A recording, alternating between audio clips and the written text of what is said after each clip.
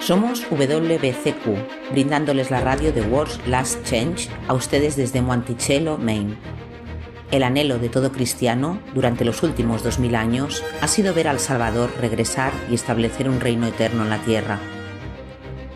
Los acontecimientos en el mundo revelan que esto sucederá muy pronto.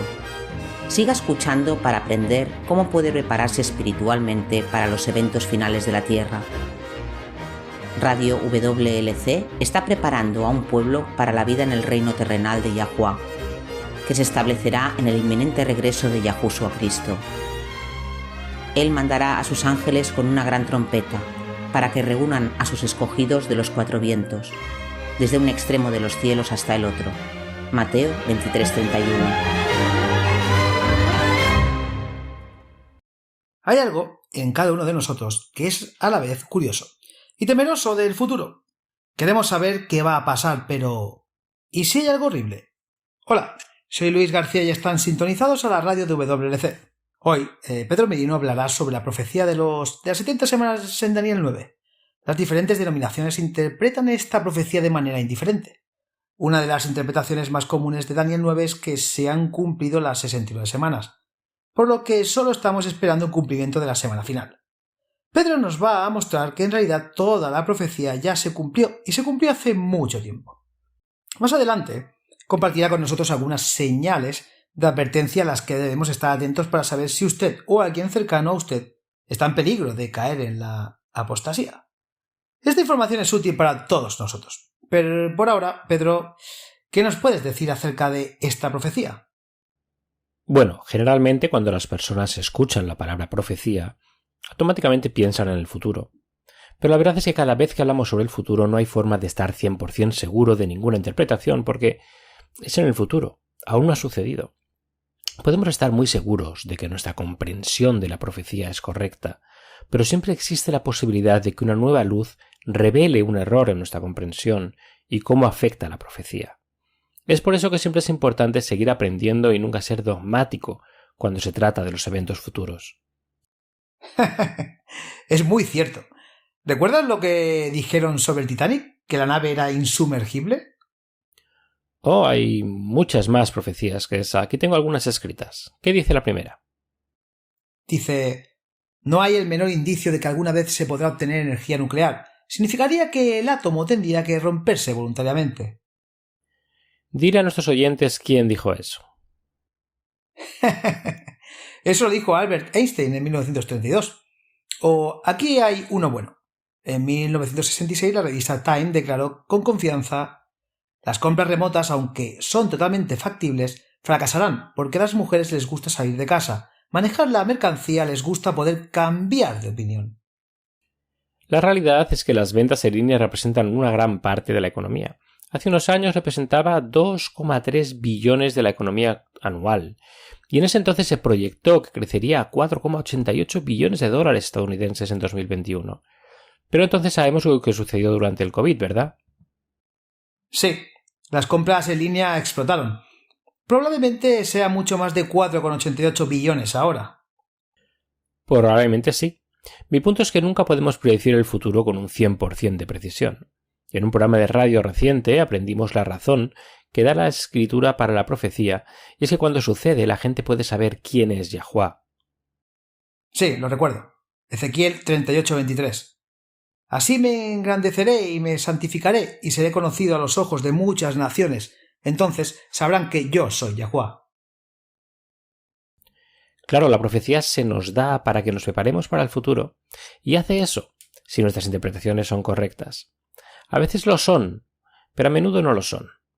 De acuerdo con las Escrituras, el verdadero propósito detrás de la profecía es que cuando suceda, cuando tengamos conocimiento del cumplimiento verdadero y exacto de esa profecía, nuestra fe se fortalecerá y sabremos que Yahuwah es el único verdadero Dios, Él es nuestro Elohim. Entonces saltemos a Daniel 9 y la profecía de las 70 semanas.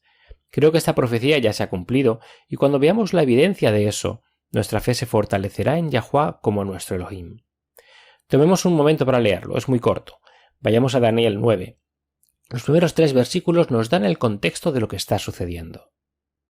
En el año primero de Darío, hijo de Asuero, descendiente de los medos, que fue constituido rey sobre el reino de los caldeos, en el año primero de su reinado, yo, Daniel, pude entender en los libros el número de los años en que, por palabra de Yahuwah que fue revelada al profeta Jeremías, debían cumplirse las desolaciones de Jerusalén. 70 años. Volví mi rostro a Elohim para buscarle en oración y súplicas en ayuno, cílico y ceniza. Daniel es un anciano a estas alturas. Babilonia ha caído ante los medos y los persas, y Daniel sabe que por la palabra segura de la profecía es casi la hora de que los israelitas regresen a casa. Entonces decide pedirle a Yahuwah más conocimiento. Los versículos 4 al 19, que es la mayor parte del resto de ese capítulo, registran la oración de Daniel. En respuesta, Yahuwah le envía al ángel Gabriel. Retomemos la historia en el versículo 22 y sigamos leyendo desde ahí. Dice, me instruyó, habló conmigo y dijo, Daniel, he salido ahora para darte sabiduría y entendimiento. Al principio de tus súplicas se dio la orden, y he venido para explicártela, porque eres muy estimado por atención a la orden y entiende la visión. Fíjense que en el saludo de Gabriel es la instrucción divina de que Daniel debe entender la visión. Por eso ha venido Gabriel. No pretende ser un gran misterio, está destinado a ser entendido. Lo siguiente es la profecía real en sí. 70 semanas han sido decretadas sobre tu pueblo y sobre tu santa ciudad, para poner fin a la transgresión, para terminar con el pecado, para expiar la iniquidad, para traer justicia eterna, para sellar la visión y la profecía, y para ungir el lugar santísimo. Has de saber y entender que desde la salida de la orden para restaurar y reconstruir Jerusalén hasta el Mesías príncipe, habrá 7 semanas y 62 semanas volverá a ser edificada, con plaza y foso, pero en tiempos de angustia. Después de las 62 semanas el Mesías será muerto y no tendrá nada, y el pueblo del príncipe que ha de venir destruirá la ciudad y el santuario. Su fin vendrá con inundación, aún hasta el fin habrá guerra, las desolaciones están determinadas. Y él hará un pacto firme con muchos por una semana, pero a la mitad de la semana pondrá fin al sacrificio y a la ofrenda de cereal.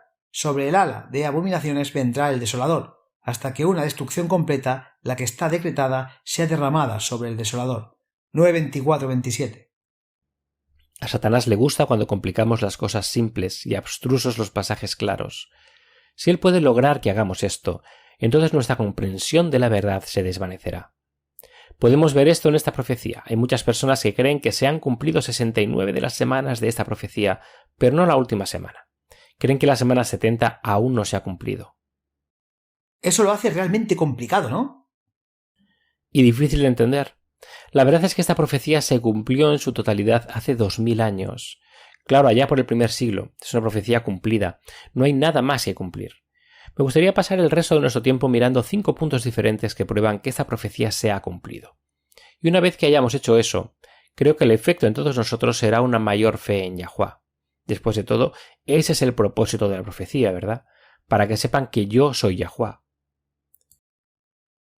Entonces, ¿cuál es el primer punto? Apliquemos la lógica a esto. Gabriel le dice a Daniel que debe entender. No estamos tratando con bestias simbólicas o cualquier cosa que realmente tenga que ser interpretada o descifrada. La profecía es muy directa, y en esa misma franqueza podemos ver que no hay nada allí que sugiera que se supone que las 70 semanas se dividen o dividen. Gabriel va de un punto a otro. Sí, da detalles de lo que iba a ocurrir durante las primeras 69 semanas de la profecía, pero no hay absolutamente nada ahí que indique que hay una gran brecha de tiempo entre la semana 69 y la semana 70. Ciertamente nada que sugiera que puedes exprimir 2000 años ahí en alguna parte. Sí, eso es bastante exagerado. Entonces, ¿dices que estas son 70 semanas liberales? No, estamos tratando con el tiempo profético aquí, y en el tiempo profético un día puede ser igual a 1000 años. Veamos 2 Pedro 3, versículo 8. Pero amado, no olvides esto, que para Yahuwah un día es como 1000 años y 1000 años como un día. Cuando se le dijo a Ezequiel que se acostara de lado primero por 390 días y luego por 40 días, fue para representar los años que Israel y Judá habían pasado en apostasía. Entonces para él los años se convirtieron en días. ¿Y qué pasa con los hijos de Israel? 40 años en el desierto. Ese fue mi siguiente punto. Vayamos a Números 14. Aproximadamente 2 años después de que los hijos de Israel abandonaron Egipto, la mayor parte del tiempo lo pasaron en el Sinaí y construyendo el tabernáculo. Finalmente llegaron a los límites de la tierra prometida. Moisés envió espías y pasaron 40 días espiándolo todo. Recuerdan que solo Caleb y Josué trajeron un buen informe. El resto de los espías afirmaron que era una tierra maligna que devoraba a sus habitantes. E hicieron que el resto de los israelitas se quejaran hasta que Yahuwá decidió: bien, ¿no quieren entrar? Pueden quedarse en el desierto hasta que mueran ahí. El principio que Yahuwá usó para determinar su sentencia fue otra instancia que explica el uso del tiempo en las Escrituras. Números 14, versículo 34. Según el número de los días en que espiaste la tierra, 40 días, porque cada día llevarás tu culpa un año, es decir, 40 años y conocerás mi rechazo. Aquí es donde obtenemos un día igual a un año. Pero, ¿cómo sabes cuál usar? ¿Un día por 1000 años, un año por un día o un día por un año? Hay que considerar cada uno y el que tiene sentido lógico es el que usa. Recuerden que la profecía debe ser entendida, no pretende ser un misterio cósmico. Eso es verdad. Entonces, cuando miras Daniel 9, lógicamente, no hay nada que calque literalmente como un día por un día o un año por un día. Ciertamente 1000 años por un día no encaja. Por lo tanto, la conclusión lógica es que en esta profecía en particular un día equivale a un año. Ahora 70 semanas son 490 días. Eso se traduce en 490 años. Eso es en total. No son 483 años más 2000 años más 7 años más. Eso es agregar a las escrituras lo que no está ahí. Bien, no hay nada ahí sobre 2000 años adicionales. Tienes razón. Agregar a la escritura solo agrega confusión. El objetivo de esta profecía es darle esperanza a Daniel. No nos tomamos el tiempo de leer su oración, pero es una oración con el corazón quebrantado, lleno de contrición por sus propios pecados y los pecados de Israel. El regalo de Yahuwá para él fue animarlo, dándole una línea de tiempo muy clara, apuntando a la venida del Mesías. Entonces, ¿puedes llevarnos a través de la profecía y explicar con precisión lo que significa? Claro. Y solo quiero reforzar que la única razón por la que podemos hacer eso con total precisión es porque esta profecía se ha cumplido. El versículo 24 dice que 70 semanas están determinadas o apartadas para el pueblo de Israel. Esa es la duración de la profecía. Si un día equivale a un año, son 490 años. El versículo 25 nos da el punto de partida de la profecía, y eso es... Dice: sepa pues y entienda que desde la salida de la orden para restaurar y construir Jerusalén hasta el Mesías príncipe, habrá 7 semanas y 62 semanas. La calle será edificada de nuevo y el muro incluso en tiempos difíciles. Entonces el punto de partida es cuando se emitió un real decreto para restaurar y construir Jerusalén nuevamente. 62 más 7 es igual a... 69. O 483 años literales. Ahora sabemos que Artajerjes emitió el decreto para construir Jerusalén en 457 a.C. Entonces, 483 años después, llegamos al año 27 del siglo I después de Cristo. Y para aquellos de ustedes que hacen los cálculos, recuerden, no hubo un año cero. Según nuestros cálculos modernos, va del 1 AC al 1 DC. No estarás diciendo que fue entonces cuando nació el Mesías, ¿verdad? Muy tarde.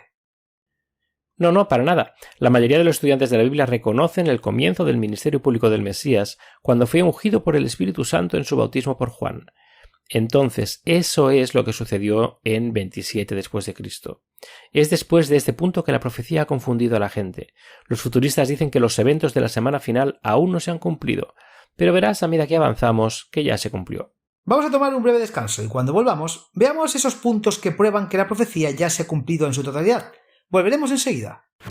En camino a conocerte la luz se aclara. El matrimonio es uno de los preciosos regalos de Yahuwá a la humanidad.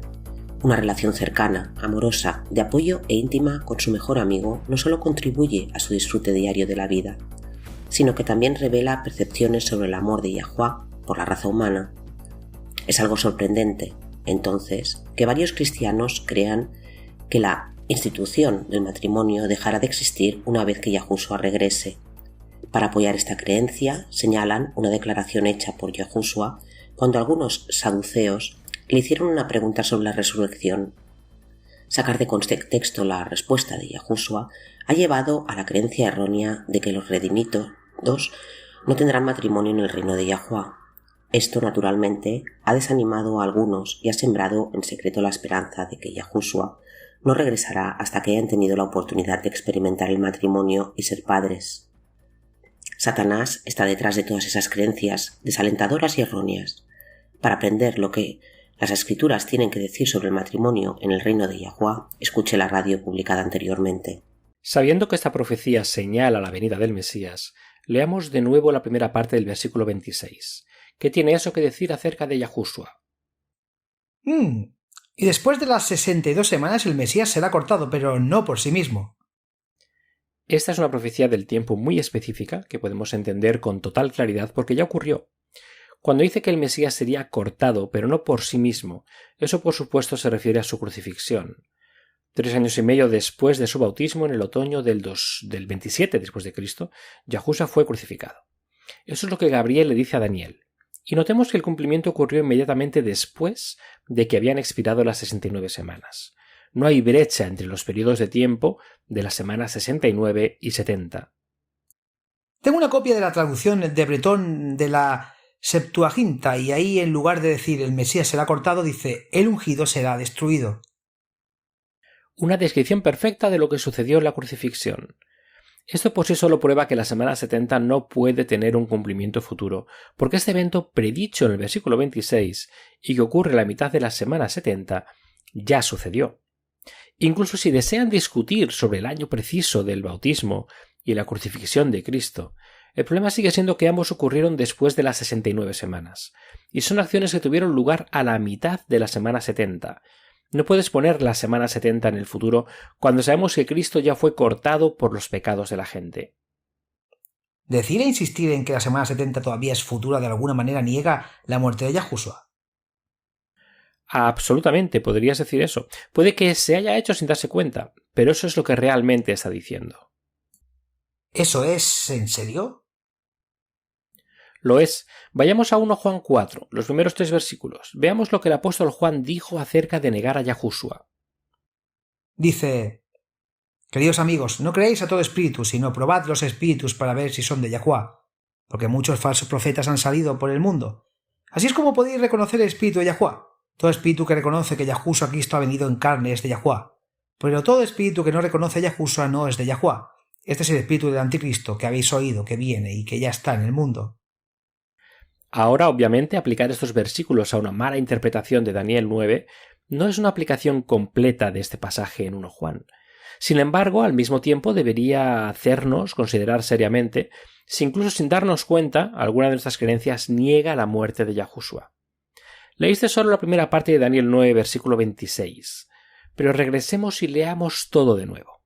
Esta profecía está repleta de información y cada palabra cuenta, por lo que no queremos perdernos ningún detalle. Y después de las 62 semanas, el Mesías será cortado, pero no por sí mismo, y el pueblo del príncipe que ha de venir destruirá la ciudad y el santuario. Su fin será con inundación, y hasta el final de la guerra se determinan las desolaciones. Esta es una predicción fascinante. En el versículo 24 leemos que desde la salida de la orden para restaurar y edificar a Jerusalén hasta el Mesías príncipe, habrá 7 semanas y 72 semanas.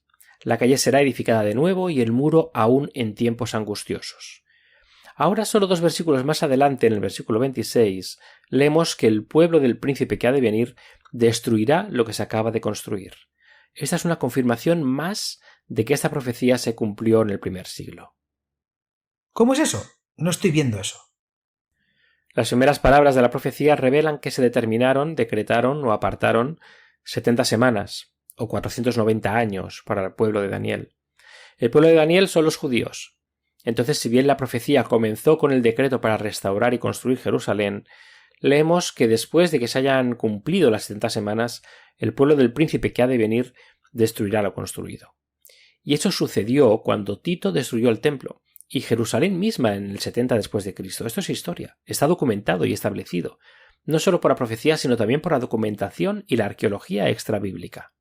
Sabemos que esto sucedió. Sucedió justo a tiempo y estaba en perfecto acuerdo con la profecía de Gabriel. Así que, si tratamos de decir que parte de esta profecía aún no se ha cumplido, ¿estamos descartando el hecho de que la destrucción de Jerusalén cumplió la profecía? Exacto. Y no solo esta profecía, sino las propias profecías de Cristo registradas en Mateo 24, Marcos 13 y Lucas 21. Este fue el juicio divino sobre Jerusalén como símbolo de la nación israelita. Juicio divino largamente demorado, pero el juicio de todos modos. Entonces, para que quede claro, el pueblo del príncipe que ha de venir se refiere a los romanos, específicamente a los romanos que destruyeron el templo en el año 70 después de Cristo. No es otra referencia a Cristo. Así es. En el Antiguo Testamento hay una frase muy interesante que encuentras media docena de veces más o menos. Es la espada del Señor, o la espada de Yahweh. Veamos un par de ellos. Déjame ver. Jeremías 12, versículos 10 al 11. Este es Yahweh hablando aquí. Muchos gobernantes han destruido mi viña, han pisoteado mi porción, han convertido mi porción placentera en un desierto asolado. La han dejado desolada, desolado, me llora. Toda la tierra queda desolada, porque nadie se toma en serio. Jeremías 12, 10, 11. Así que ese es el problema. Ahora versículo 12, esa es la solución. Eso es lo que Yahweh va a hacer para remediar la situación. Los saqueadores han venido sobre todas las alturas, desoladas en el desierto, porque la espada de Yahweh devorará desde un extremo de la tierra hasta el otro extremo de la tierra. Ninguna carne tendrá paz. La espada de Yahweh es un eufemismo para la justicia divina. Cuando una persona o una nación está trayendo juicio sobre una persona o nación que lo merece por la maldad que ha hecho, entonces es, en un sentido muy real, la espada de Yahweh. Sí, estoy pensando, ¿no fue eso lo que gritaron Gideón y sus soldados? ¿No fue ese su grito de batalla en la lucha de los madianitas y los amalequitas? Déjame buscarlo aquí un momento. Está en Jueces capítulo 7, dice: Gedeón y los 100 hombres que estaban con él llegaron al puesto avanzado del campamento al comienzo de la vigilia media, tal como habían hecho la vigilia, y ellos tocaron las trompetas y rompieron los cántaros que tenían en sus manos.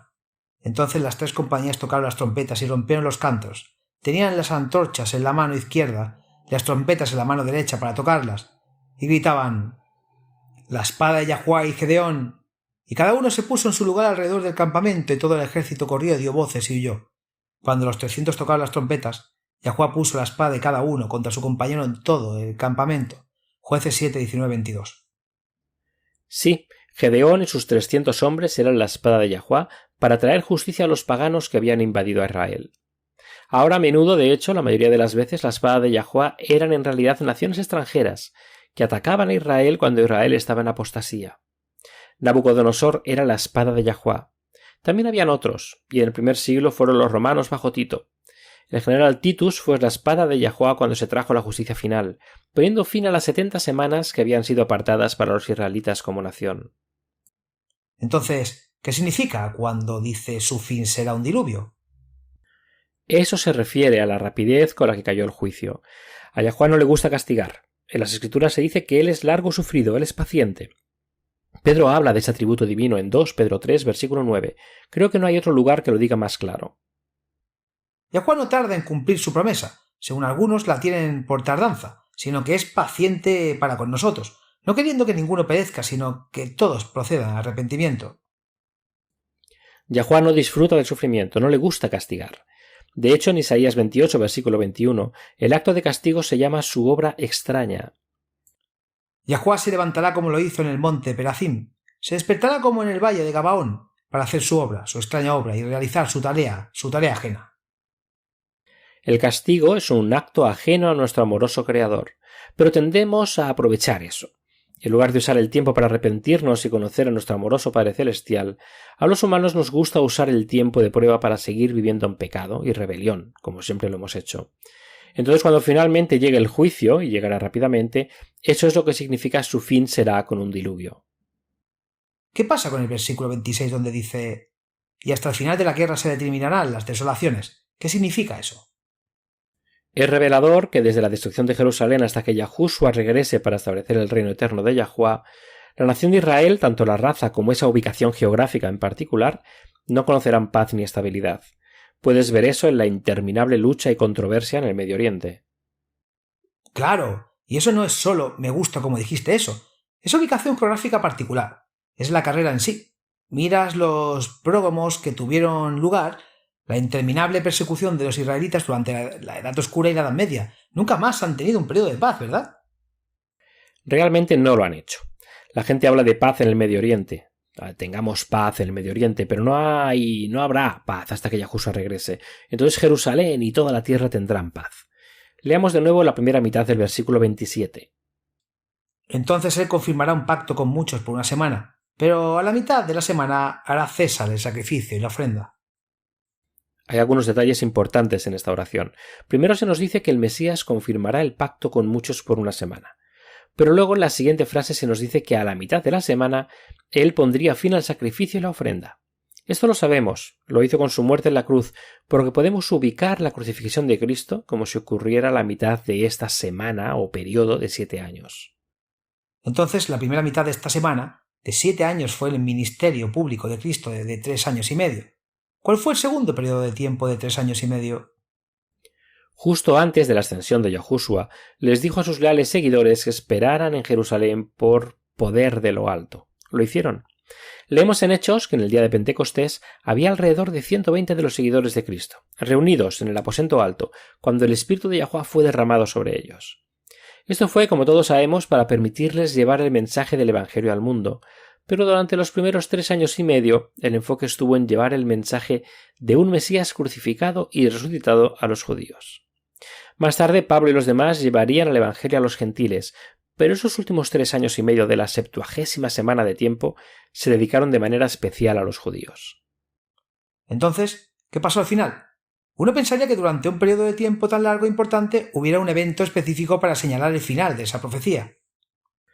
Bueno, piensas bien. Sí, algo sucedió, y en los caminos misteriosos de Yahuwah fue este mismo evento el que terminó impulsando a los primeros creyentes a llevar el Evangelio al resto del mundo. 3 años y medio después de la ascensión de Yahushua, 3 años y medio después de Pentecostés, los judíos finalizaron su rechazo al Evangelio cuando apedrearon a Esteban. Ese fue el ímpetu que los primeros creyentes necesitaban para dispersarse de Jerusalén y realmente de todo Israel. Y por supuesto, cuando se mudaron a otras partes del Imperio Romano, llevaron consigo las buenas nuevas del Evangelio. Esteban fue el primer mártir cristiano, ¿no? Sí. Ahora lo interesante fue que Saúl de Tarso fue testigo del juicio y ejecución de Esteban. Hechos 7:58 revela que los hombres que apedrearon a Esteban le dieron a Saúl sus túnicas exteriores para que los vigilara, por lo que definitivamente estaba ahí. Pero ser testigo de la valentía de Esteban no convirtió a Saúl en la verdad, al menos no todavía. Vayamos a Hechos capítulo 8 versículos 1 al 3. Ahora Saúl estaba consistiendo en su muerte. En este tiempo que se levantó una gran persecución contra la iglesia que estaba en Jerusalén, y todos fueron esparcidos por las regiones de Judea y Samaria, excepto los apóstoles. Un hombre piadoso llevaron a Esteban a su sepultura, e hicieron gran lamentación por él. En cuanto a Saúl, hizo estragos en la iglesia, entrando en todas las casas y arrastrando a hombres y mujeres, metiéndolos en la cárcel. Esta fue la gran dispersión que llevó el Evangelio a los gentiles. Ocurrió justo al final de la semana 70. Todo esto es como el pacto que fue confirmado por muchos por una semana. Bueno, ya sabes, esto tiene implicaciones realmente serias para cualquiera que aún insista en que la última semana aún no se ha cumplido. Si crees eso, entonces lo que realmente estás diciendo es que Cristo aún no ha establecido el nuevo pacto. Eso no es algo con lo que me sentiría cómodo afirmando. Bueno, hay más. Si afirma que la semana 70 aún está en el futuro, entonces eso descarta toda su interpretación del texto y lo que está sucediendo en la profecía. El resultado es que aquellos que sostienen esta creencia dicen que él en el versículo 27 es en realidad el anticristo. ¿Qué? No hay ninguna mención del anticristo en ninguna parte del texto, ni siquiera en todo el capítulo.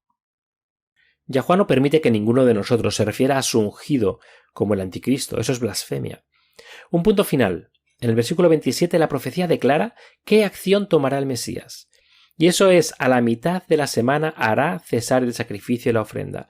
Es la muerte de Cristo en la cruz que todos los sacrificios de sangre habían estado señalando. Los animales que se sacrificaban eran un tipo, un símbolo. Yahushua fue el gran antitipo. Él era el verdadero.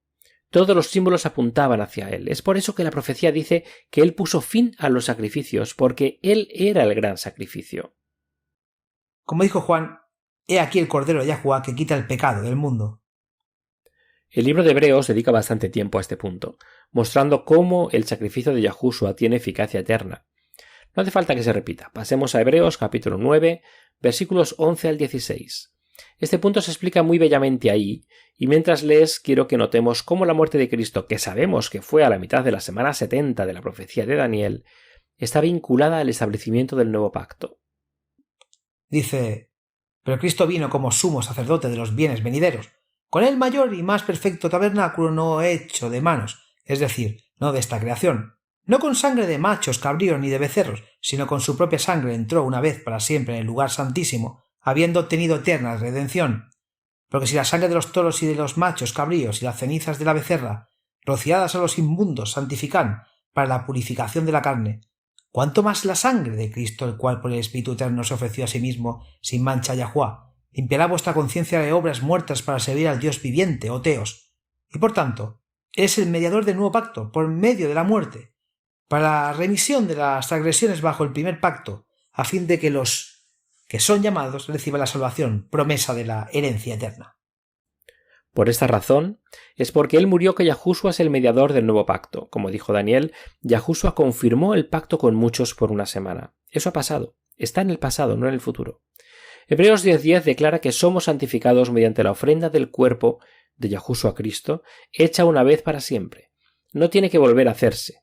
Y es por eso que la profecía dice que en la semana 70 el Mesías pone fin al sacrificio y la ofrenda. Afirmar que todas estas obras realizadas por el Mesías son realmente futuras, y que algún anticristo futuro las realizará realmente degrada el valor del sacrificio de Yahushua. ¿No es así? Tales interpretaciones realmente no son consistentes con el resto de las Escrituras o incluso con el resto de ese pasaje. Siempre debemos asegurarnos de que nuestras interpretaciones sean consistentes con el resto de las Escrituras y el contexto. Es verdad, como hemos dicho antes, y lo diré de nuevo. La verdad es consistente, amigos. No se contradice. Si alguien está interesado en estudiar más sobre esta profecía en particular, y permítame agregar que hay capas y capas de verdad aquí, tenemos varias cosas en nuestro sitio web que podrían interesarle. Busque el artículo titulado La crucifixión, refutando el ciclo semanal continuo. Ese es un artículo que mira a Daniel 9 desde una perspectiva única. ¿Cuál era el nombre de nuevo? La crucifixión. Refutar el ciclo semanal continuo. Hay otro llamado engaño de la contrarreforma. El futurismo y el preterismo se infiltran en el protestantismo. Preterismo, para aquellos que no están familiarizados con el término, es la creencia de que todas las profecías se han cumplido y no hay nada más por cumplir. Vamos a tomar otro descanso. Cuando regresemos, Pedro compartirá con nosotros las señales de advertencia que pueden hacernos saber cuándo nosotros o alguien a quien amamos está en peligro de caer en la apostasía. Manténgase al tanto. Volveremos enseguida.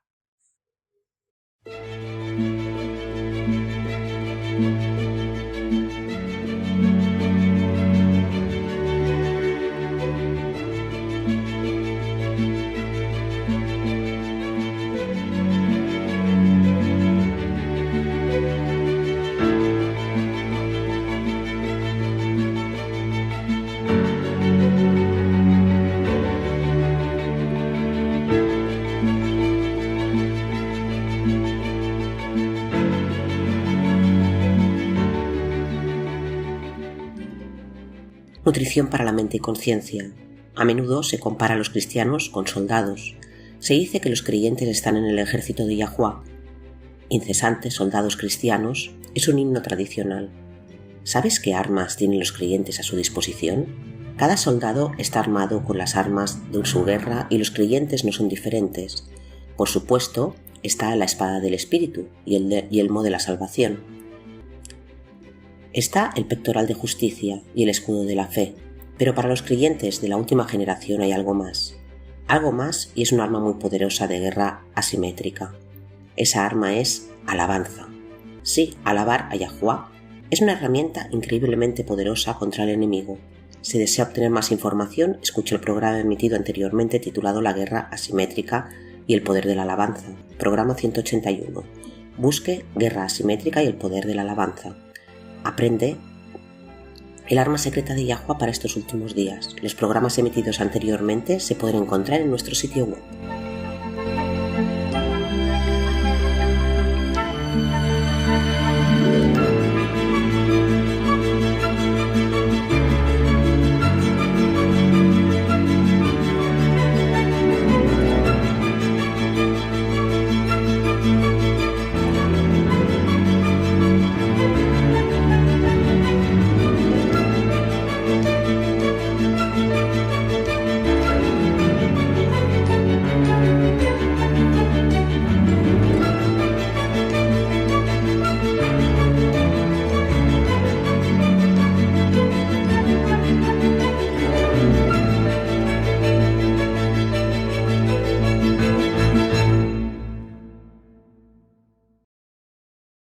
La pregunta de hoy en nuestro email diario proviene de una de las civilizaciones continuas más antiguas del mundo.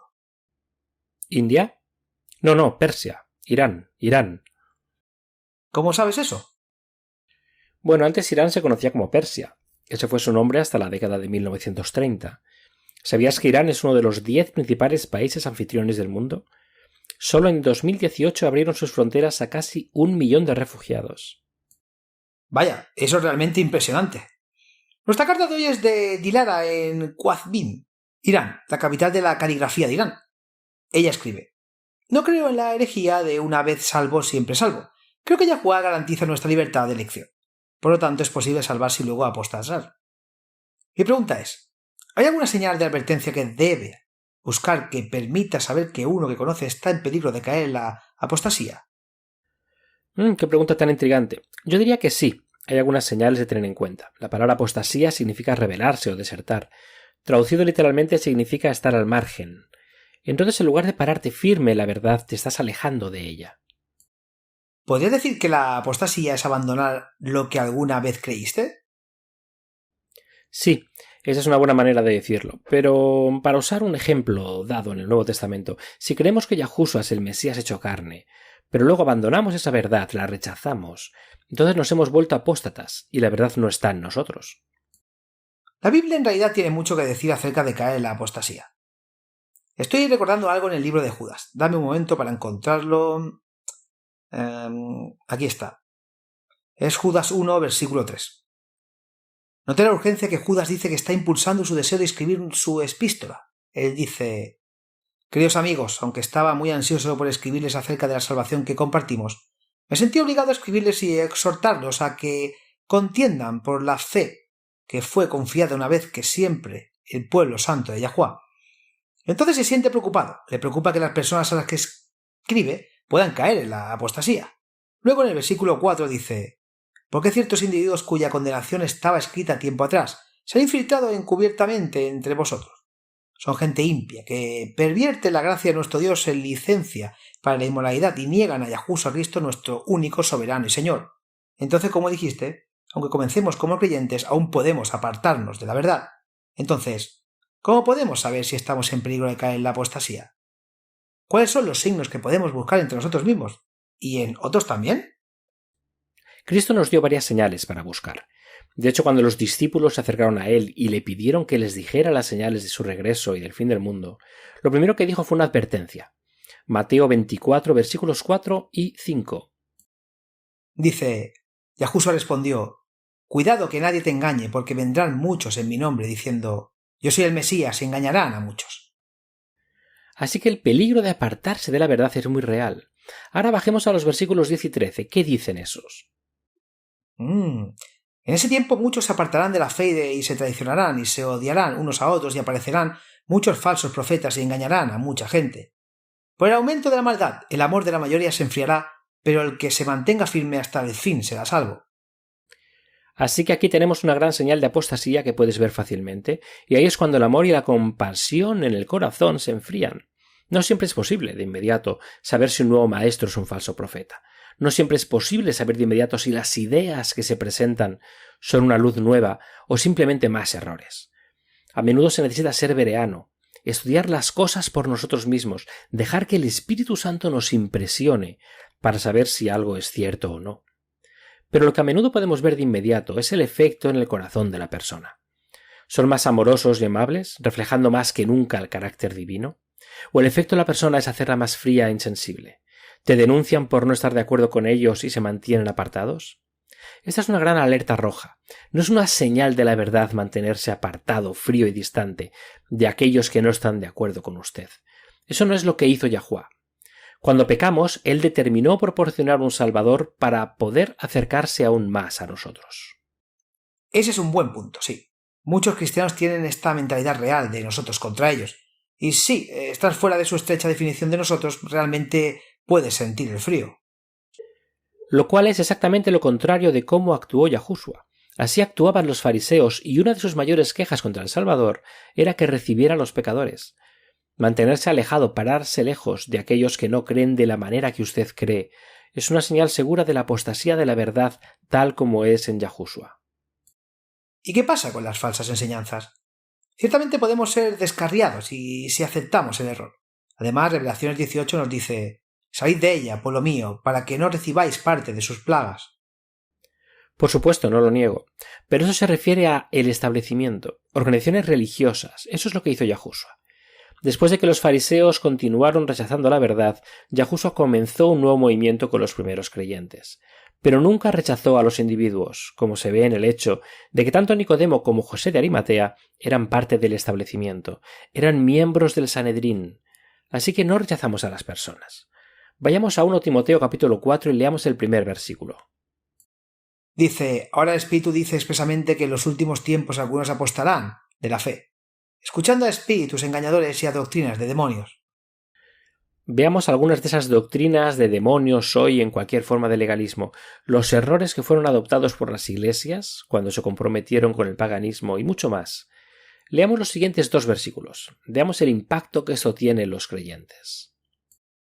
«Hablando mentiras con hipocresía, teniendo cauterizada su propia conciencia, prohibiendo casarse y ordenando abstenerse de los alimentos que Yahuwá creó para ser recibidos con acción de gracias para aquellos que creen y conocen la verdad».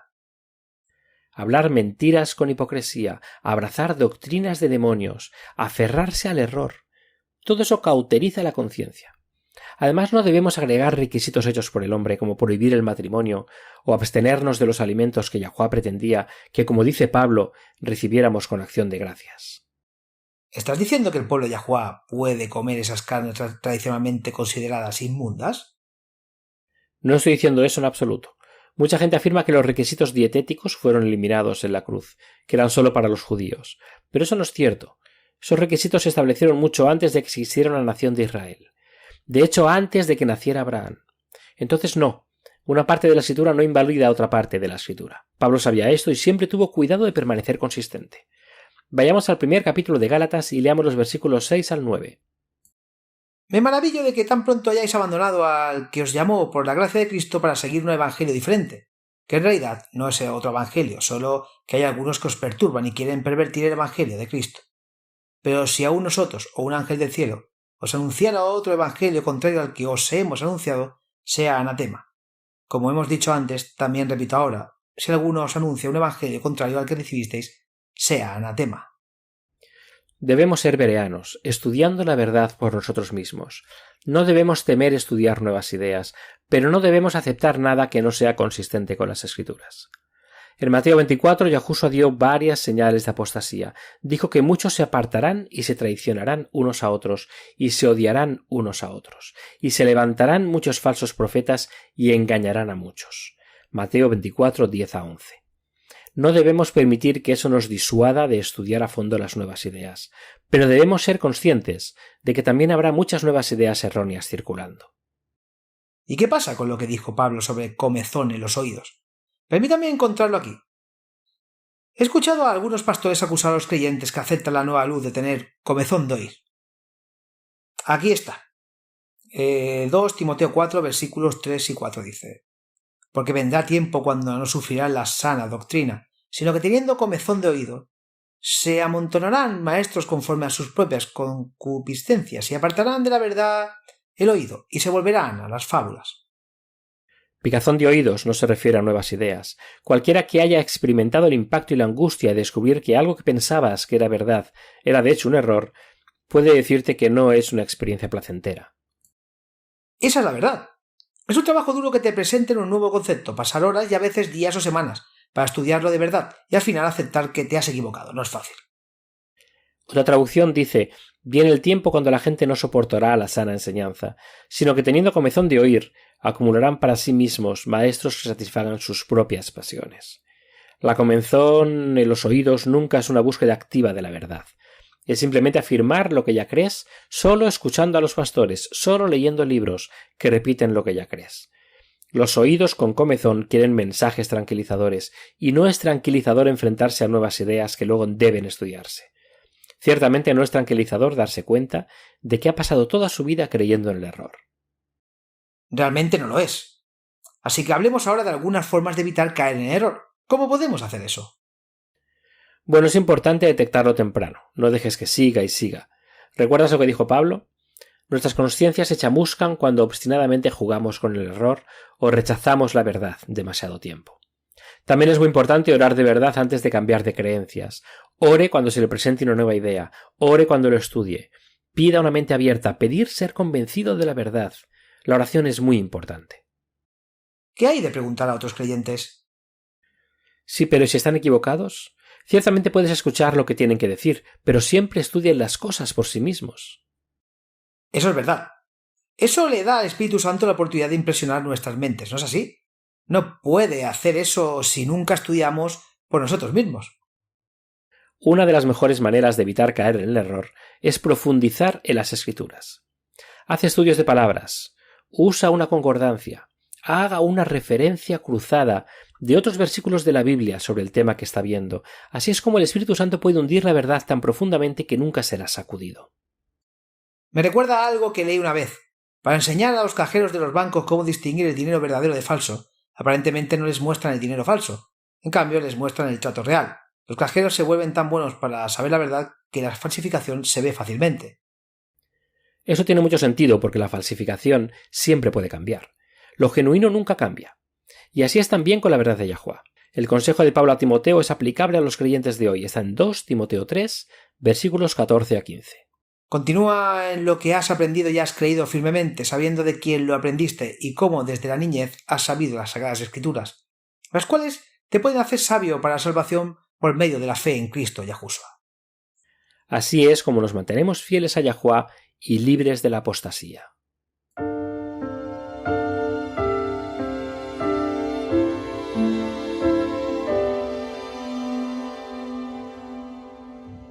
Hola amigos, soy Laura Martínez con la promesa diaria de hoy de la palabra de Yahuwah. No recuerdo dónde leí esta historia por primera vez y no pude localizar el nombre de la autora, así que la llamaré Susana.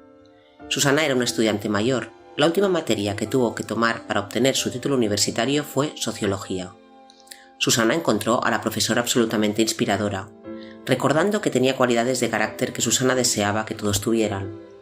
La última tarea de la clase era simplemente salir y sonreír a 3 personas diferentes y ver cuáles eran sus reacciones. Susana pensó que debería ser una tarea muy fácil, ya que ella era, por naturaleza, una persona muy amigable de todos modos. Una mañana fría, poco después de que se le dio la tarea, Susana y su esposo llevaron a su hijo menor a desayunar al McDonald's, como una forma de tener un tiempo especial con su pequeño. Mientras esperaba en la fila por su orden, Susana de repente notó que todos se estaban alejando de ellos. Entonces su esposo también retrocedió. Un olor horrible salía de la nariz de Susana. Se dio la vuelta para ver los 2 pobres vagabundos de pie detrás de ella. El más bajo le sonrió y dijo: «Buenos días». En su sucia mano agarraba un puñado de monedas. Detrás de él estaba otro hombre que jugueteaba con sus manos. Susana se dio cuenta al instante de que el hombre más alto tenía problemas mentales, mientras que el hombre más bajo lo cuidaba y lo ayudaba en lo que podía. Cuando el hombre más bajo hizo su pedido de 2 cafés, Susana se dio cuenta de que eso era todo lo que podían permitirse, y que para tener un lugar donde pudieran salir del frío tenían que pedir algo. Solo querían una oportunidad para calentarse. Susana se volvió y pidió 2 desayunos más en una bandeja aparte. Cuando llegaron, llevó la bandeja a los 2 hombres y la colocó frente a ellos. El hombre más bajo miró hacia arriba con lágrimas en los ojos. «Gracias», dijo en voz baja. Ella le devolvió la sonrisa. «Yahuwah está aquí trabajando a través de mí para darte la esperanza». Al recordar la experiencia, Susana recuerda y dijo: «Regresé a la universidad, la última noche de clases, con esta historia en la mano. Entregué mi proyecto y el instructor lo leyó. Luego me miró y dijo: ¿puedo compartir esto?». Asentí lentamente mientras captaba la atención de la clase.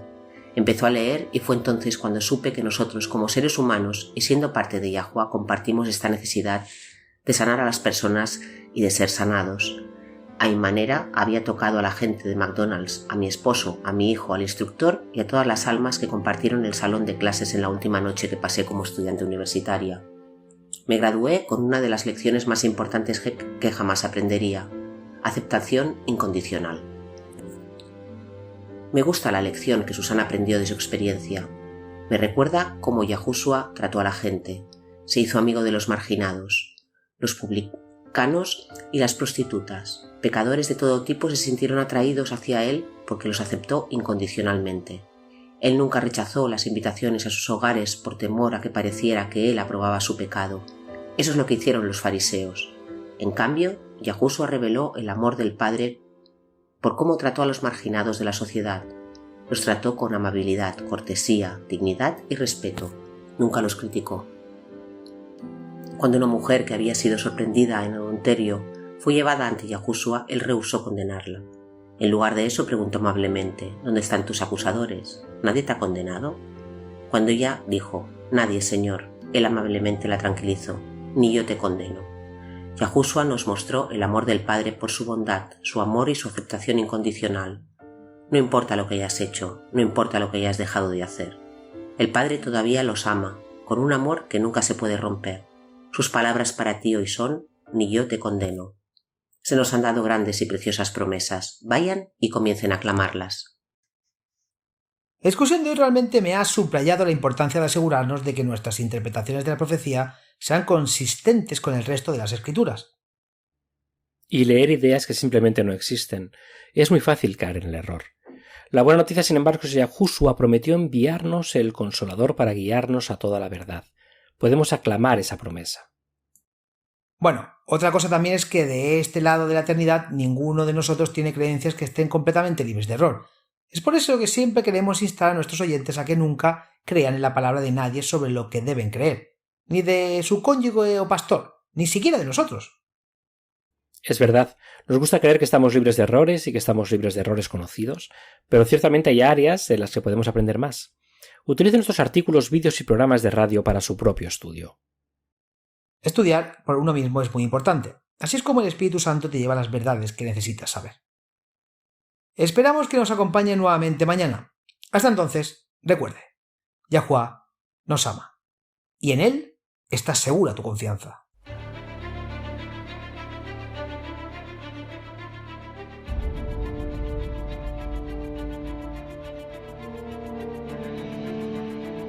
Gracias por escuchar este episodio en WLC Radio. Vivimos tiempos muy solemnes. El mundo está al borde del desastre. Pronto tendrán lugar acontecimientos catastróficos que pondrán fin a esta era y marcarán el comienzo de la siguiente. En su gran misericordia, Yahuwah ha revelado a través de la profecía lo que depara el futuro. Apocalipsis 8 predice una serie de eventos, cada uno peor que el anterior, que devastarán la tierra. Se diezmará el suministro mundial de alimentos. Se producirá hambruna y la pestilencia que la acompaña. Los suministros de agua dulce de la tierra también se verán afectados. Apocalipsis 9 revela que los demonios se harán pasar por extraterrestres. El terror y la devastación de esta llamada invasión extraterrestre hará que la gente desespere por seguridad a cualquier precio. La libertad de vivir y de adorar como dicta la conciencia se convertirá en una cosa del pasado. Se perderán muchas vidas durante esta serie de eventos, y cuando se aplique la marca de la bestia, habrá mártires. Cada evento se prepara para la próxima crisis, en un largo y último llamado de misericordia al arrepentimiento. Porque Yahuwah no está dispuesto a que nadie perezca, sino que todos lleguen al arrepentimiento. 2 Pedro 3:9. Poco después de los eventos descritos en Apocalipsis 8 y 9, se derramarán las 7 últimas plagas. Estas plagas no tienen precedente en la historia de la humanidad. En un sentido muy real, estos eventos vaciarán la tierra. Isaías 24 advierte, cita: He aquí Yahuwah vacía la tierra, la asola, la revuelve y esparce a sus habitantes. La tierra se tambaleará de un lado a otro como un borracho, y será removida como una cabaña, y su transgresión será pesada sobre ella, y caerá, y no volverá a levantarse. Isaías 24, 1-20. Para los creyentes, sin embargo, hay esperanza. Al describir el final de esta era, Yahushua dijo en Lucas 21, versículo 28, cita: Cuando estas cosas comiencen a suceder, entonces miren hacia arriba y levanten la cabeza, porque tu redención está cerca. Sí, al final será traumático, está destinado a serlo. Yahuwah quiere salvar a cada individuo que pueda para permitir que este clímax final despierte las almas. Pero el Evangelio del Reino de Yah es que más allá de los eventos traumáticos del futuro cercano, una eternidad de bienaventuranza espera a todos los que aceptan el regalo de salvación de Yah. Cuando Yahushua regrese, todos los que han muerto confiando en los méritos del Salvador crucificado y resucitado serán resucitados en la primera resurrección. Entonces Yahushua establecerá el reino de Yah en la tierra. Él y los redimidos reinarán juntos sobre la tierra durante los primeros 1000 años de la eternidad. Juan vio un cielo nuevo y una tierra nueva, porque el primer cielo y la primera tierra pasaron. Apocalipsis 21:1. Si deseas unirte a los redimidos de todas las edades, viviendo una vida que se compare con la vida de Yahuwah, haz la elección, acepta la salvación hoy. No tiene que prepararse. La verdad es que no puedes, yo tampoco, nadie puede. Ven a Él tal como eres. No espere hasta que deje de pecar, no mejorará con sus propios esfuerzos. Acepte la invitación de Yahuwah de convertirse en miembro de su reino terrenal eterno. Cuando aceptes esta preciosa invitación, Yahuwah te obsequiará con un corazón completamente nuevo. En Ezequiel 36, versículo 26, Él declara: les daré un corazón nuevo y pondré un espíritu nuevo dentro de ustedes. Quitaré el corazón de piedra de su carne y les daré un corazón de carne. Aceptar este regalo invaluable es la única manera de unirse a su reino. Ven a Yahuwah tal como eres. Está esperando con los brazos abiertos, ansioso por recibir a todos los que se acercan a Él.